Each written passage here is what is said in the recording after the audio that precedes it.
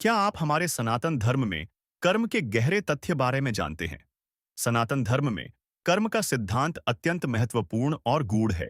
यह न केवल मानव जीवन के सभी पहलुओं को प्रभावित करता है, बल्कि यह आत्मा की यात्रा और मोक्ष की प्रक्रिया में भी एक निर्णायक भूमिका निभाता है।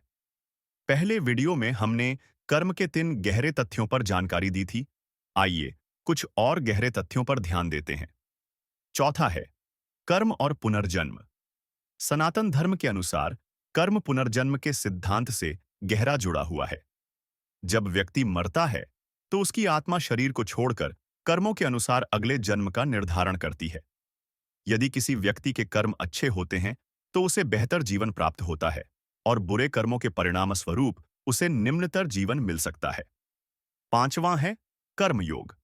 भगवद गीता में कर्म को योग का रूप दिया गया है, जिसे कर्म योग कहा जाता है। इसमें यह बताया गया है कि व्यक्ति को बिना फल की चिंता किए अपना कर्म करना चाहिए। भगवान श्री कृष्ण ने अर्जुन को यह शिक्षा दी कि कर्मण्येवाधिकारस्ते मा फलेषु कदाचन, यानी तुम्हारा अधिकार केवल कर्म करने में है, फल की चिंता मत करो। यह निस्वार्थ कर्म का दर्शन है। छठा है कर्म का समय। सनातन धर्म में कहा गया है कि हर कर्म का फल तत्काल नहीं मिलता। कुछ कर्मों का फल जीवन में तुरंत मिलता है, कुछ का आने वाले समय में, और कुछ का फल अगले जन्मों में मिलता है। इसलिए व्यक्ति को धैर्य और विश्वास के साथ कर्म करना चाहिए। सातवां है नकारात्मक कर्मों का परिणाम। बुरे कर्मों का परिणाम भी नकारात्मक होता है। पाप या अधर्म के रूप में किए गए कर्म व्यक्ति को मानसिक, शारीरिक और आध्यात्मिक पीड़ा पहुंचाते हैं। यह पीड़ा या तो इस जीवन में भोगनी पड़ती है या अगले जन्म में। इसलिए धर्म ग्रंथों में कहा गया है कि व्यक्ति को हमेशा धर्म और नैतिकता के मार्ग पर चलते हुए ही कर्म करना चाहिए। आठवां है कर्म और मोक्ष। सनातन धर्म में कर्म मोक्ष प्राप्ति के मार्ग पर एक महत्वपूर्ण भूमिका निभाता है। केवल अच्छे कर्मों और आध्यात्मिक साधना के माध्यम से ही व्यक्ति मोक्ष प्राप्त कर सकता है। मोक्ष का अर्थ है जन्म और मृत्यु के चक्र से मुक्ति।